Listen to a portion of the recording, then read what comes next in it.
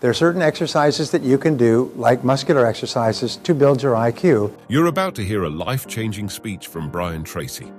Relax, take notes, and watch this entire video so you don't miss anything that can have a huge impact on your life. Rapid learning techniques, what we know about the brain. What we know about the brain is that intelligence is developed through effort, like physical muscles. So your IQ is malleable over 25 points. There are certain exercises that you can do, like muscular exercises, to build your IQ. You can go from average intelligence, which is 100, to 125, 126 IQ by doing certain exercises that activate more of your brain cells. Many people, by the way, who have high IQs allow their minds, like their muscles, to atrophy, so they're not as quick or not as smart as they might have been. IQ is affected by your self-concept. If you consider yourself to be a bright person, you'll be much smarter and more creative than if you don't. So when your parents always tell you how smart you are, you start to perform at a much more intelligent level than if your parents tell you something negative or tell you nothing at all. So tell yourself, you say, I'm a genius, I'm a genius, I'm a genius. Because you have had genius ideas throughout your life. You've had incredible ideas.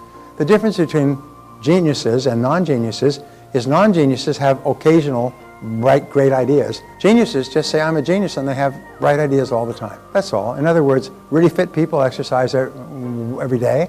Non-fit people exercise twice a month. So if you're constantly using your mind, you actually get brighter and smarter, and you start to unleash more and more ideas. So second, learning ability can be increased. And you can learn to learn faster and easier. If you want to earn more, you must learn more. And you can actually accelerate the speed. We call this accelerated learning. I'm one of the foremost authorities in the world on this subject. I've done extensive programs on all the different ways that you can turn your brain into a sponge so it just absorbs information. There's a direct relationship between learning and longevity.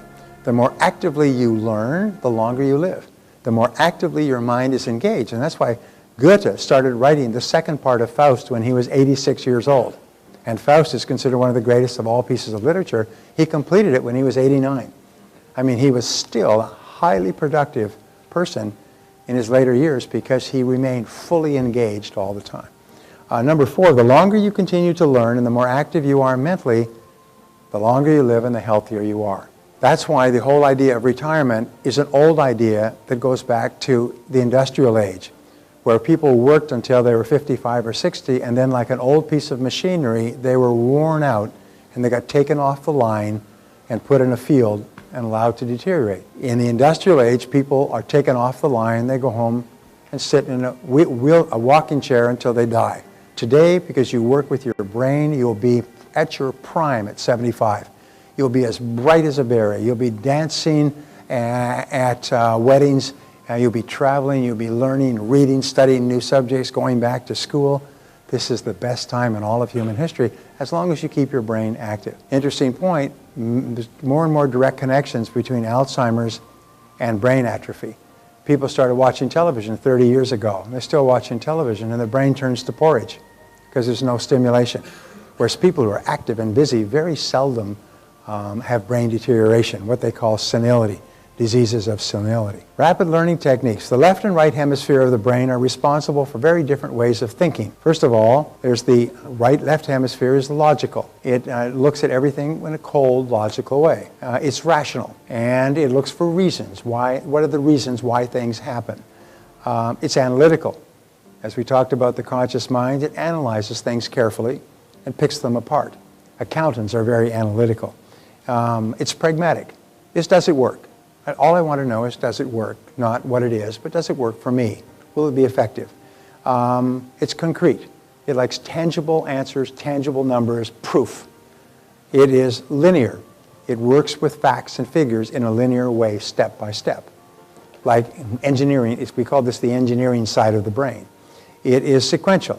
It deals with things in sequence, one after the other. Like a recipe where you put the ingredients together. It's very much a left brain activity. It's responsible for language, but it's responsible for language in that it is responsible for words. I sure hope they got this down properly. It's responsible for learning the individual meanings of words. And that is why, have you noticed that people from East India win all the spelling bees? Because they have a particular way of memorizing words, and they memorize jillions of words. Now, that doesn't mean they're fluent in speaking the language, but damn, are they good with the words. And it's responsible for math as well, because math is a logical, rational, sequential, linear form of thinking. The right hemisphere of your brain is responsible, and for words. There we go. It's responsible for words. The right hemisphere is visual, and it sees things. The right hemisphere takes photographs of things and will look like when you look at me, you see me and the whole room up here at one time. It is holistic. It sees the totality of things. It goes into a room and sees everybody in the room, short depth, long depth, motion, movement, and so on. It is intuitive. It operates from feelings. It has a gut feeling about things. This is a right brain activity. It is abstract. It sees concepts and ideas. It can create pictures in its mind or pictures in the air. It's musical. It responds to music and the emotion and the fun and the thrill and the excitement of music, which the left hemisphere has no interest in. It's artistic. It's the brain that is responsible for painting and for art and for sculpture. It is spontaneous. It is open, spontaneous, excited. It laughs, it cries, it feels emotions, and so on. It's responsible for dance. All of dance is a right brain activity. I would say that probably turbo fire is a right brain activity as well. It's responsible for poetry and the use of poetry, and it's responsible for language. Language actually shouldn't be in the first column. The left brain is responsible for learning words, and the right brain combines them into language. And so whenever we use language in sentences and pauses, whenever we speak, we're using the right brain. Well, what we know is that the brain functions at 4 different levels. The first level, the beta level, is the conscious level like now, which is 14 waves and above. When your mind is really working really intensely, it can get up to 15, 20, 25, 30 waves, and its wavelength activity is very intense. The second level is the alpha level, which is 8 to 13 words per second, and the alpha level is when you are meditating, your eyes are closed, and you're just completely relaxed, although you're quite conscious and aware.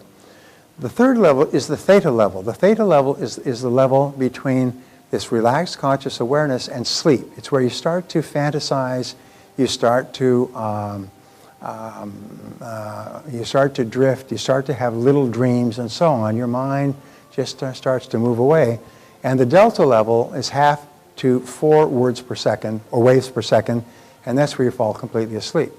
A complete sleep cycle takes you from beta through alpha, deep relaxation, theta, where you start to dream, and into delta, which is very deep. Now, if you go through a complete sleep cycle, it only lasts about 2 or 3 hours. And if you have ever had an experience where you've gone to sleep at, say, 11 o'clock, and you wake up at 2 o'clock and you're wide awake, have you had that experience? And you lay down and you can't get back to sleep? It's because you have been fully rested. You've had one complete sleep cycle and you're fully rested. And now you can't get back. You toss and turn and toss and turn, and finally, when the morning comes, you're exhausted. And you get up, and at 2 o'clock in the morning, you felt great. This is because you went through a complete sleep cycle. The problem with us today is because of food and drink and stimulation, we have to sort of keep going into theta, and we never get through a full sleep cycle. Once you've had a full sleep cycle, you come out and you're wide awake. People like Lyndon Johnson never slept more than 4 hours a night. There are many very creative people who never sleep more than 4 hours a night because they've been programmed from an early age, for one reason, to have a complete sleep cycle every time they close their eyes. So basically, they're up. There was a gentleman in England, most amazing damn thing. He had he had a concussion, and because of his concussion, he could only sleep 3 hours a night. And so he decided, he was a smart guy, he would use the spare time, because there's nobody to talk to at 2 in the morning. And there's nothing worth watching on television. I've tried. So what he did is he decided he would take that extra 5 hours and study, and over the course of the next 20 years, he got 7 PhDs. He got a PhD in philosophy, a PhD in history, he got a PhD in science, he got a PhD in biology, he got a PhD in poetry, he got a PhD in medieval studies, he got serious PhDs. He became one of the learned men in the world by using his extra 5 hours every day just to study. So it's possible to go into deep sleep. Actually, you can program yourself to say, when I sleep tonight, I'm going to sleep deeply and well. And when you go to sleep, your subconscious mind will say, okay, I know what to do. Put them down, put them under, and wham. But what will happen is you'll wake up at 2 o'clock and you won't be able to sleep, and you'll come down here ruined tomorrow morning and very mad at me. So the best method to get people into the alpha theta level is to combine both hemispheres is to use music and relaxation. And when you close your eyes, relax, and listen to positive messages, they bypass your conscious mind. You've heard of hypnosis or self-hypnosis. Well, this is a form of what is called heterogenic conditioning, where you're actually put into a deep state of relaxation by another voice plus music. And the words are all very positive affirmations. That's all written down in your book, by the way. They bypass your conscious mind and go straight into your subconscious mind. And when you are awake from this deep form of relaxation, all those positive messages are programmed into your subconscious mind and begin to change your thinking, your feeling, and your behavior. The new words or messages go straight into the subconscious. So you can learn rapidly if you do the following things. Define your purpose, and we give you some goals, is have an intense desire to learn, and then always study with classical music. Now this is a little bit different from what we just talked about in terms of what we're going to do now, but I wanted to put this in, is that you can learn rapidly by having a very clear goal for learning, have an intense desire to learn, and always study with classical music playing in the background. If you study with classical music, the words that you're learning actually ride on the classical music, sort of like riding on a river. They ride into your mind with the music. If you listen to words or songs with words, you don't learn what you're studying, you learn the words from the song. Remember when we were young, we drove around listening to musical songs? How many people could still remember those songs? The music comes on, you remember every single word. It's because at that time, that's what was happening. The music combined with the words was going straight into your subconscious mind, and you have it 20 years later. Sometimes you have it for the rest of your life. The music will come on and you can sing along the whole song because it went into your mind. What we're going to do now is a form of progressive relaxation with music. It's called taped affirmation, and we'll take and we'll repeat an affirmation 5 times.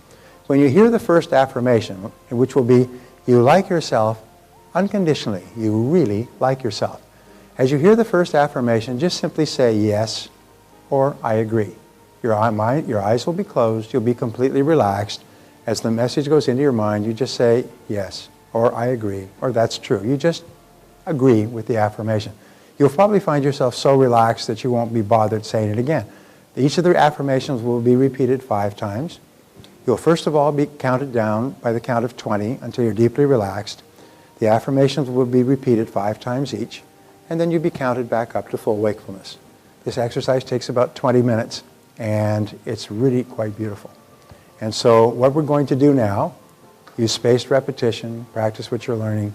These are the last rapid learning techniques. Use spaced repetition, practice it, use a variety of stimulation, take regular breaks.